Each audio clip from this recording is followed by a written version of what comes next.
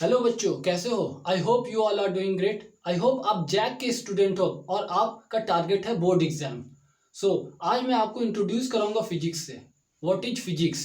फिर मैं आपको बताऊंगा किस तरीके से आप फिजिक्स से रिलेटेड है, आपकी लाइफ फिजिक्स से रिलेटेड है। So welcome to my channel physics sir.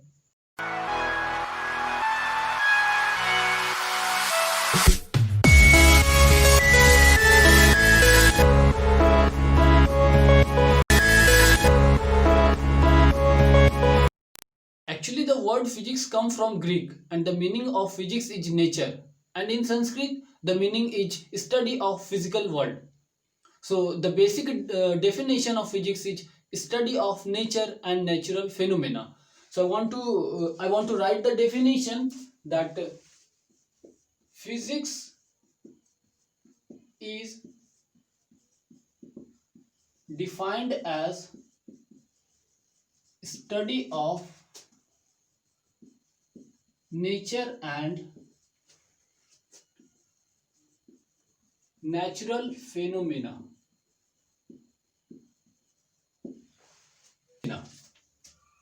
What it mean? ये फिजिक्स आपको बताता है, स्टडी कराता है नेचर की एंड नेचुरल फेनोमेना की। Suppose that regular repetition of day and night. अगर आप बाहर सनलाइट के प्रेजेंस में खड़े हो जाते हो, after some time you start feeling hot, आपको गर्म फील होने लगता। मीन्स सन से क्या आ रहा, क्या रेडिएट हो रहा सन से, आपका बॉडी क्या रिसीव कर रहा, ये जो बताता है that is physics. Rain drop, rain का होना, बारिश का होना, और बारिश की जो बूंदे स्फेरिकल शेप का होता है, ये कौन बताता है? यही फिजिक्स बताता है। This is the physics, right? You can not even imagine your life without physics. आप जिस रूम पे बैठे हो, आप मेरी वीडियो को देख पा रहे हो, क्यों देख पा रहे हो? Because of physics. आप जिस रूम पे बैठे हो उस रूम में रूम हीटर होगा जो कि बेसिकली फ्लोर पे रखा हुआ होगा। What is the reason behind of that? क्यों नीचे रखा हुआ? यही तो हमें फिजिक्स बताता है। आप जिस रूम पे बैठे हो उस रूम पे एसी लगा हुआ होगा, वो एसी दीवार पे कहीं टंगा हुआ होगा। मीन्स वो क्यों, आपने क्यों उसे स्पेसिफिक हाइट पे टांगा? द रीजन वो फिजिक्स बताता है। सो बेसिकली मैं बोला that without physics you can not even imagine your life. So basic to deal physics there are two principal thrust of physics. The first one is unification and the second one is reduction.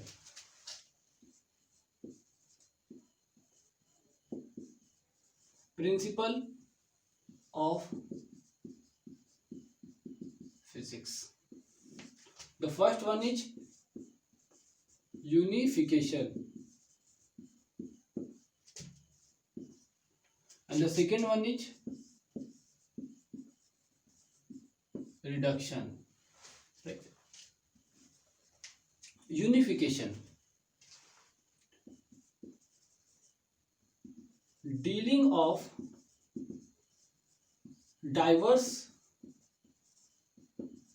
physical phenomena with single concept or law। मतलब क्या है कि बहुत सारे physical phenomena को किसी एक law से डिफाइन कर देना, that is called unification. Dealing of diverse physical phenomena with single concept और लॉ। तो हमने लॉ ऑफ ग्रेविटेशन से बहुत सारे फेनोमेना को डिस्क्राइब कर दिया, दैट इज द यूनिफिकेशन। हमने क्या करा, बहुत सारे फेनोमेना को एक ही लॉ से डिस्क्राइब कर दिया, that is called unification. Means law of gravitation ये किस किस चीज को डील कर देता है? The first one is falling of ball. अगर किसी बॉल को आपने ले रखा और छोड़ दिया तो वो नीचे गिर जाता है। क्यों गिरता है, वो कैसे गिरता है, वो लॉ ऑफ ग्रेविटेशन ने एक्सप्लेन कर दिया। Second, motion of moon around earth. Moon का मोशन अर्थ के चारों तरफ, ये भी लॉ ऑफ ग्रेविटेशन से डील हो जाता है, वो भी पूरे तरीके से एक्सप्लेन हो जाता है। Third one, motion of earth around earth का रोटेशन अराउंड द सन, जी भी डिस्क्राइब हो जाता है लॉ ऑफ ग्रेविटेशन। मतलब हमने बहुत सारे फिजिकल फिनोमेना को, हमने बहुत सारे फिनोमेना को एक ही लॉ से डिस्क्राइब कर दिया। This is called the unification. और भी है, आप मैग्नेटिक और इलेक्ट्रिक के जितने भी फिनोमेना होते हैं वो मैक्सवेल इक्वेशन से आप डील कर देते हो। That is again the unification, that is again unification. मतलब आपने क्या करा, मैक्सवेल के, लिख लो, मैं एक और यूनिफिकेशन की एग्जांपल देता हूं, लिख लो इस चीज को, लिख लिया, रब करूं,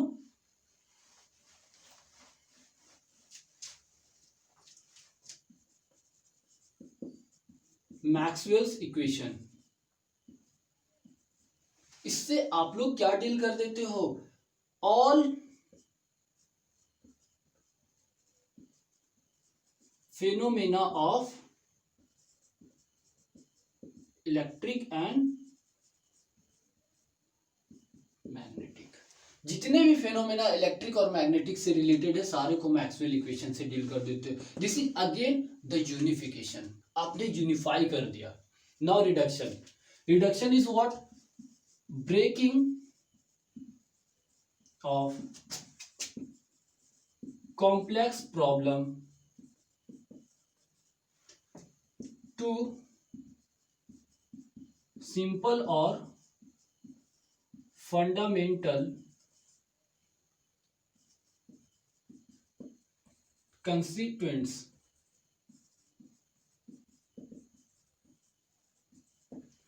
मतलब आप क्या करते हो, बड़े बड़े प्रॉब्लम को, बिगर प्रॉब्लम को आप तोड़ तोड़ के, तोड़ तोड़ के, छोटे कर करके उसे सिंपल कर देते हो, उसे सिंपल करके उसे डील करते हो, उसकी स्टडी करते हो। That is called reductionism and is called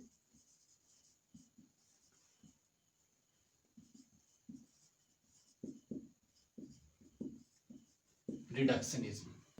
19th century में थर्मोडायनेमिक्स की डेवलपमेंट हो चुकी थी। At that time temperature, entropy, internal energy, ये सारे बल system in terms of macroscopic quantity में डील होते थे।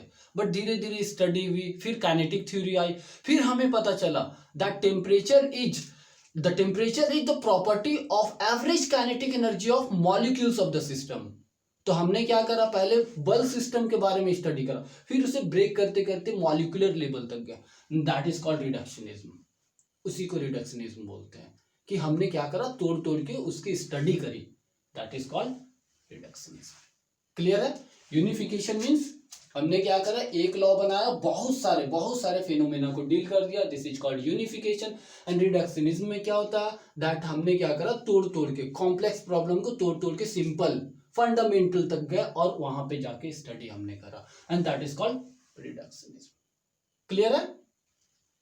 Now I am going to discuss the scope of physics. लिख लिया आपने? Scope of physics.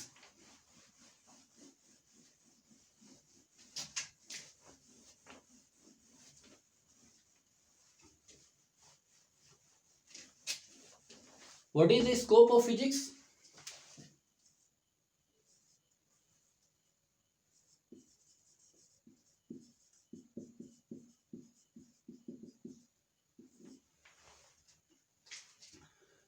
देखो, किसी पर्टिकुलर लॉ को आप बना दो और आप बोलो कि मैं उस लॉ से सारे फिजिक्स को डील कर दूं, पूरे फिजिक्स के जितने भी फेनोमेना उसे डील कर दूं, तो ये भी पॉसिबल नहीं है। मतलब मुझे कुछ स्पेसिफिक फेनोमेना के लिए कुछ लॉ बनाने होंगे। मतलब कि एक लॉ से आप फिजिक्स के पूरे पार्ट को नहीं डील कर सकते, पूरे फिजिक्स को एक्सप्लेन नहीं कर सकते हो। तो हमने क्या करा, we have divided the two domain of physics. We have divided physics into two domain. The first one is macroscopic, the second one is microscopic. Macroscopic and microscopic. Suppose अगर आपको किसी कार की स्पीड को calculate करना है, suppose कोई car है जो मोशन कर रहा है, मैंने बोल दिया आप स्पीड उसकी कैलकुलेट करके मुझे बताओ, तो आप क्या करोगे, आप देखोगे सबसे पहले डिस्टेंस मेजर कर लोगे, फिर देखोगे कि कितने टाइम में उस कार ने उस डिस्टेंस को मेजर किया, and that distance upon that time will give you the speed of that car. यही करोगे, ठीक है? तो यहाँ पे इन मैक्रोस्कोपिक इन माइक्रोस्कोपिक आप क्या करते हो, आप उस चीज को डील करते हो जो कि नेकेड आई से आपको देख पाना पॉसिबल होता है। मतलब it is the study of phenomena at laboratory, terrestrial and astronomical, right.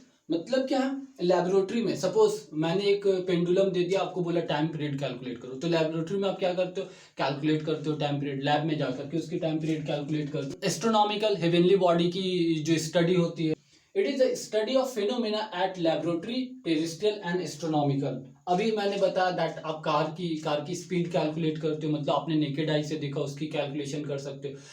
Lab में जितने एक्टिविटी परफॉर्म करते हो, सपोज पेंडुलम की टाइम पीरियड कैलकुलेट करना, फिर हेवनली बॉडी की study that comes under this microscopic, right. It is called classical physics. मतलब ये बहुत ही पुराने फिजिक्स है। आप स्टार्टिंग जो फिजिक्स की स्टार्टिंग हुई थी यहीं से हुई थी, यही सारे एक्टिविटी से हुए थे, ठीक है। It is called classical physics. Macroscopic deals with classical physics, right. Now in microscopic आप जाकर के ना छोटे छोटे मॉलिक्यूल मीन्स मॉलिक्यूलर लेवल तक जाकर के आप स्टडी करते हो, ठीक है। छोटे छोटे पार्टिकल को स्टडी करते हो, that is microscopic. Means it is the study of atomic and molecular it is the study of atomic and molecular phenomena, right। मतलब क्या करे आपने एटॉमिक लेवल पे जाके स्टडी करा and that is called microscopic, right. Now देखो this is called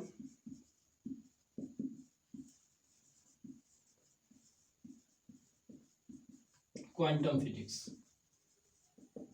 और ये बाद के फिजिक्स है, बाद में ये फिजिक्स आया, हमने बाद में मॉलिक्यूलर लेवल तक जाके स्टडी करना स्टार्ट किया। So this is microscopic, clear है। Means it basically deals with the structure of matter, okay. Now the next topic is how the physics is related to technology and how the technology is related to our society. So physics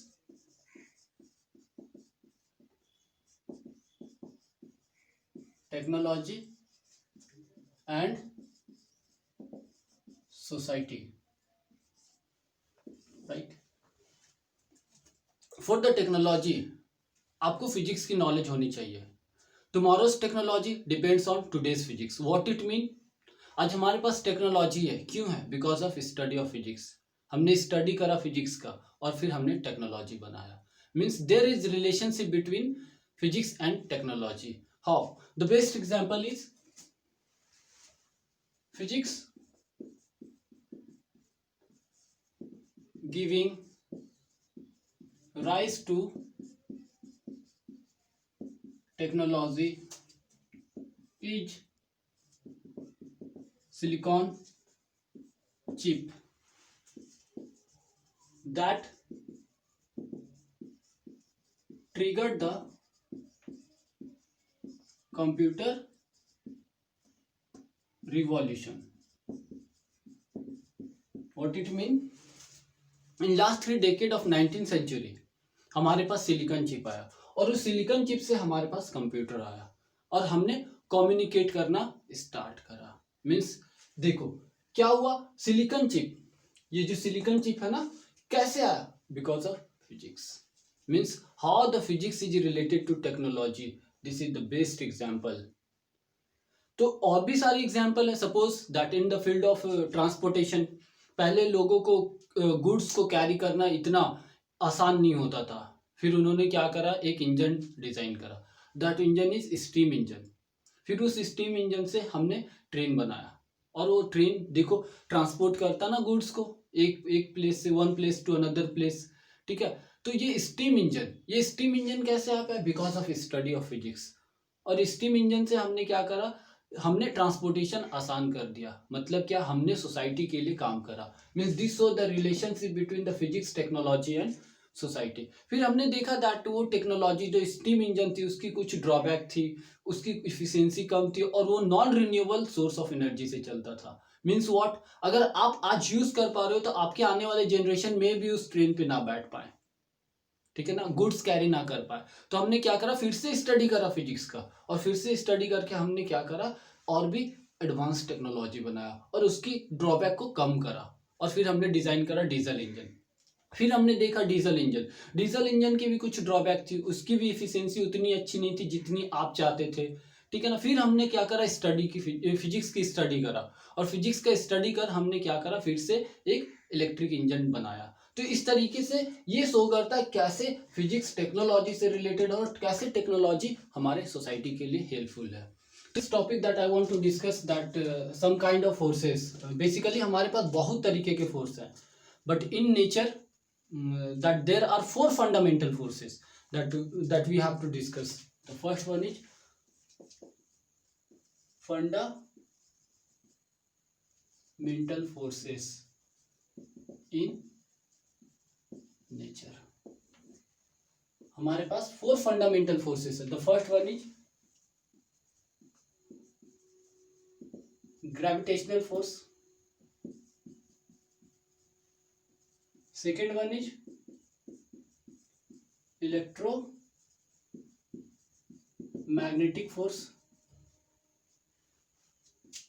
Third one is strong nuclear force. Fourth one is weak nuclear force. तो हमारे nature में basically four fundamental force available है. The first one is gravitational force, the second one is electromagnetic force, the third one is strong nuclear force and the fourth one is weak nuclear force. तो एक एक करके मैं सारे को detail में study करता हूँ, ठीक है. आपको बताता हूँ कि क्या है ये force. The first one is gravitational force. Gravitational force, देखो ग्रेविटेशनल फोर्स तब एक्ट करता है ना जब दो बॉडी के पास मास हो. अगर दो बॉडी के पास मास है ना तो उनके बीच फोर्स लगेगा, ठीक है. And that force is called gravitational force. पहले मैं डेफिनेशन लिख देता हूं फिर अच्छे से आपको एक्सप्लेन करता हूं. It is the force of attraction between two objects by virtue of masses, ठीक है. दो बॉडी के पास अगर मास है तो उनके बीच में फोर्स एक्ट करेगा और वो फोर्स है ग्रेविटेशनल फोर्स. सपोज मेरी बॉडी, मेरे पास मास है, आपकी बॉडी मास है ना, चलो है, ठीक है. मतलब मेरे और आपके बीच में एक फोर्स एक्ट कर रहा है and that is gravitational force. और ये फोर्स का नेचर कैसा है? अट्रैक्टिव है. समझ रहे हो ना मेरी बात? ये जो फोर्स का नेचर है अट्रैक्टिव है. आपके और मेरे बीच में जो फोर्स एक्ट कर रहा है ना that is the gravitational force, force of gravity, ठीक है. तो मैंने क्या डेफिनेशन लिखा? It is the force of attraction between two object by the virtue of masses, ठीक है. मतलब आपके और मेरे बीच में क्या एक्ट कर रहा? ग्रेविटेशनल फोर्स एक्ट कर रहा, ठीक है. आगे देखो,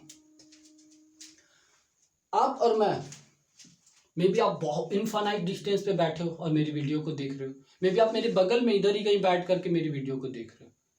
समझ रहे हो ना? मतलब इन्फिनिटी, आप इन्फिनिटी हो फिर भी हमारे बीच में एक फोर्स एक्ट कर रहा, ग्रेविटेशनल फोर्स एक्ट कर रहा, ठीक है. तो मैं बोल सकता हूं it is long range force. Clear है ना? ये बहुत दूर तक ये फोर्स फैला हुआ है.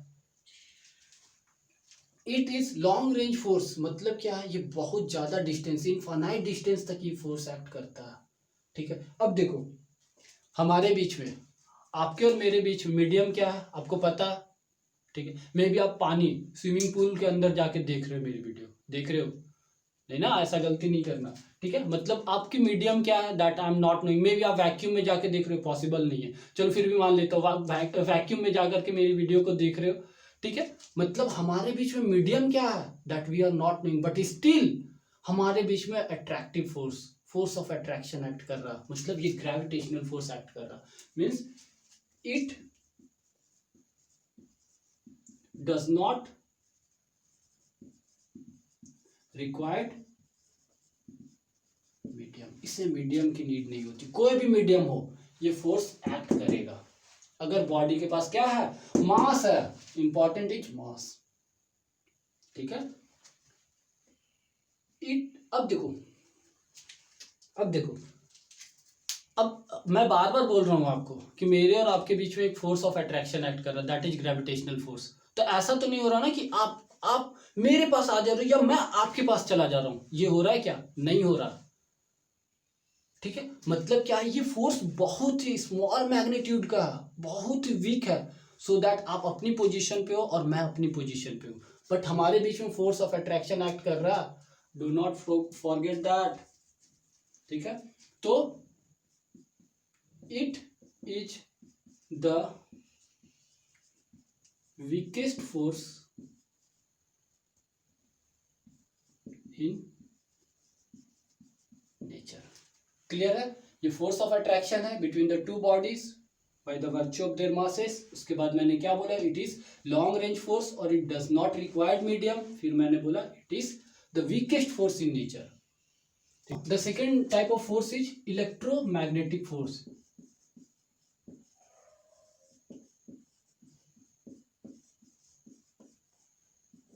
पहले मैं डेफिनेशन लिख देता हूं फिर आपको एक्सप्लेन करता हूं, ठीक है। It is the force between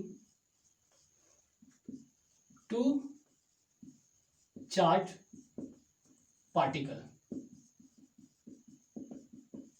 देखो क्या, it is the force between two charge particle, right. तो देखो नेचर में हमारे पास दो तरीके का चार्ज पार्टिकल है, the first one is positive charge and the second one is negative charge.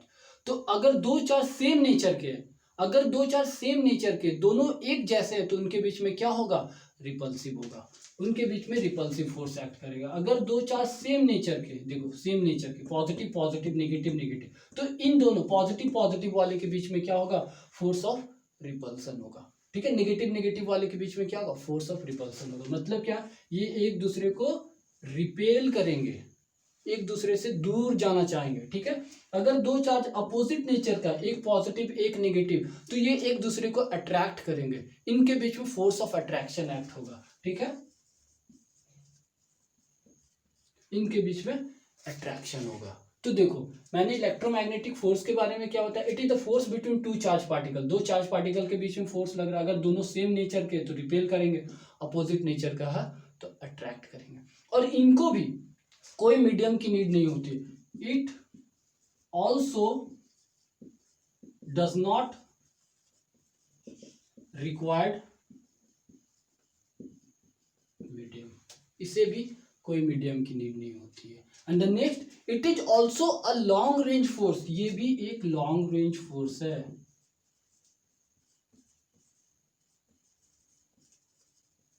Range force, ठीक है। अगर दोनों चार्ज इनफाइनाइट डिस्टेंस पे हैं फिर भी उनके बीच में ये फोर्स एक्ट करेगा।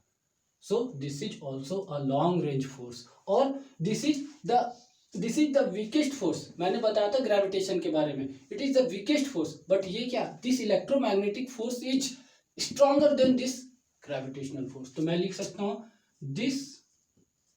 This electromagnetic force, this force is stronger than gravitational force, दिख रहा ना, ठीक है। This force is stronger than gravitational force, ठीक है।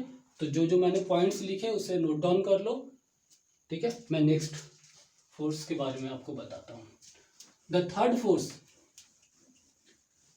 Force is strong nuclear force. हमें मालूम है कि न्यूक्लियस जो बना होता है वो बहुत सारे न्यूक्लियॉन से बना होता है, ठीक है, न्यूक्लियॉन से बना होता है। तो न्यूक्लियॉन्स के बीच में कुछ फोर्स एक्ट करते हैं and that force is called strong nuclear force. Means it is the force of attraction between the nucleons of nucleus. It is the force of attraction between the nucleons of nucleus. nucleus में क्या है, nucleons presence है, ठीक है, और nucleons में जो force act कर रहा वो है स्ट्रॉन्ग न्यूक्लियर फोर्स। हमारे न्यूक्लियस में कौन कौन से, प्रोटॉन, प्रोटॉन, इनके बीच में जो फोर्स एक्ट कर रहा है, इनके बीच में जो अट्रैक्टिव फोर्स एक्ट कर रहा है, इस फोर्स को, स्ट्रॉन्ग न्यूक्लियर फोर्स को, न्यूक्लियस में जो फोर्स एक्ट करते हैं ना उसे चार्ज से कोई लेना देना नहीं होता, ठीक है, किस तरीके का चार्ज है उससे कोई फर्क नहीं पड़ता। वहां पे जो फोर्स एक्ट करता है that is strong nuclear force. Proton proton के बीच में, प्रोटॉन न्यूट्रॉन के बीच में, और न्यूट्रॉन न्यूट्रॉन के बीच में। क्लियर है? तो ये जो फोर्स एक्ट कर रहा है वो है स्ट्रॉन्ग न्यूक्लियर फोर्स, ठीक है। अब देखो न्यूक्लियस का साइज है बहुत ही छोटा, बहुत ही छोटा, और उसी न्यूक्लियस के अंदर ही ये फोर्स एक्ट कर रहा, means it is short range force, ठीक है, ये बहुत ही स्मॉल डिस्टेंस में ये एक्ट कर रहा। क्लियर है? और क्या है, देखो ये मैं बोल रहा हूं ना स्ट्रॉन्ग वर्ड, स्ट्रॉन्ग यहां लिखा हुआ है, तो एज द नेम सजेस्ट ये क्या है, it is the strongest force in nature। Clear है? ये सबसे स्ट्रॉन्ग फोर्स है नेचर में। Now the fourth one is, लिख लो, ठीक है, the fourth one is weak nuclear force, ठीक है, क्या है, week nuclear force.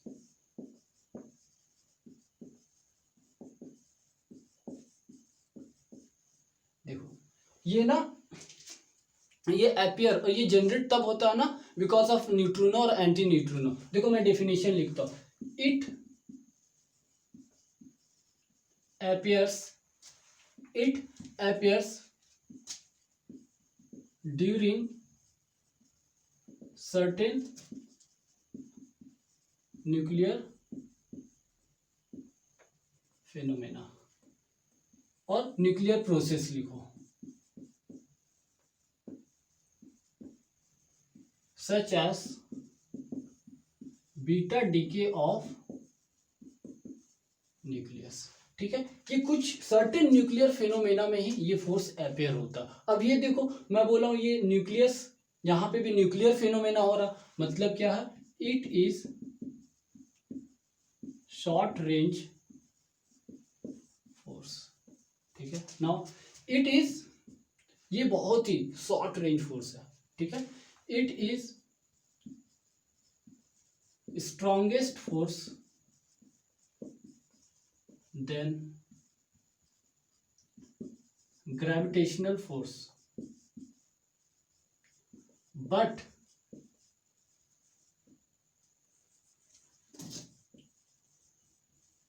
weakest than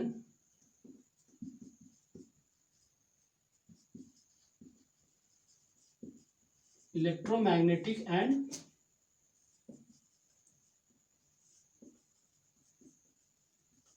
strong nuclear force.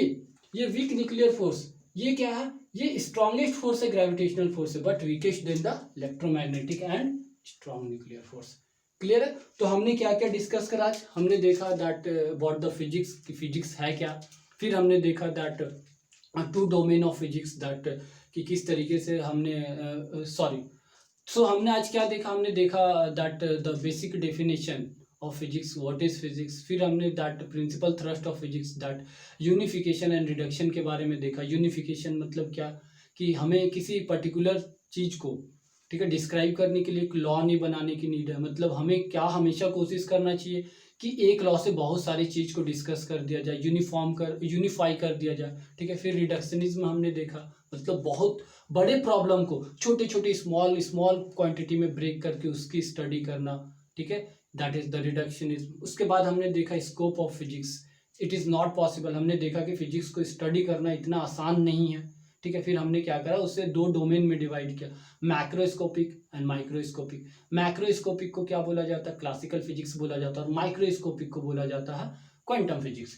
फिर हमने देखा दैट कि किस तरीके से फिजिक्स का बर्थ होता है और उससे टेक्नोलॉजी आती है, और वो टेक्नोलॉजी का यूज़ करके आप किस तरीके से सोसाइटी को हेल्प करते हो या किस तरीके से सोसाइटी को बर्बादी कर देते हो, ठीक है। ये आपके ऊपर डिपेंड करता है, ठीक है ना। फिर हमने देखा that fundamental forces in nature. तो हमने देखा there are 4 fundamental forces in nature. The first one is gravitational force, the second one is electromagnetic force, the third one is strong nuclear force, and the fourth one is weak nuclear force.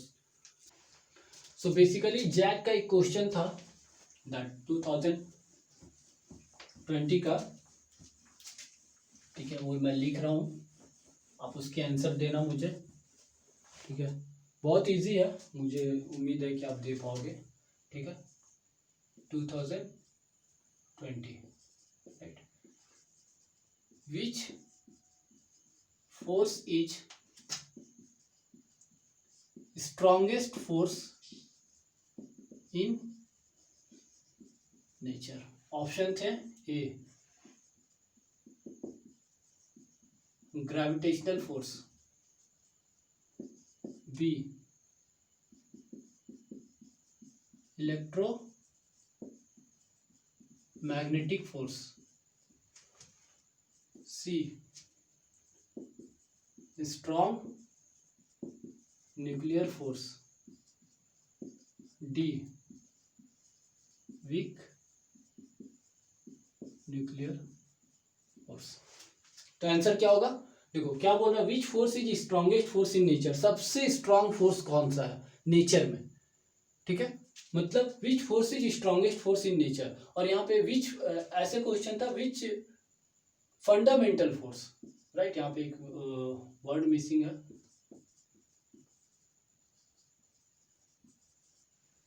Which fundamental force is strongest force in nature, ठीक है। तो क्या, gravitational force, electromagnetic force, और strong nuclear force, और weak nuclear force. तो कौन सा होगा, option C is the correct answer, ठीक है। स्ट्रॉन्गेस्ट फोर्स पूछ रहा तो स्ट्रॉन्ग न्यूक्लियर फोर्स है।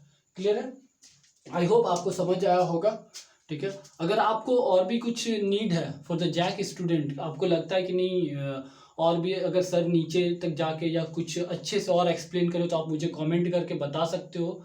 सो this is all about the chapter, ठीक है। हमने क्या क्या देख रखा वो मैंने बता दिया, ठीक है। अब आपको क्या करना है, आपको स्टडी करना और अच्छे मार्क्स स्कोर करना और आपकी कॉन्सेप्ट को बिल्ड करते रहना, ठीक है। Thank you very much.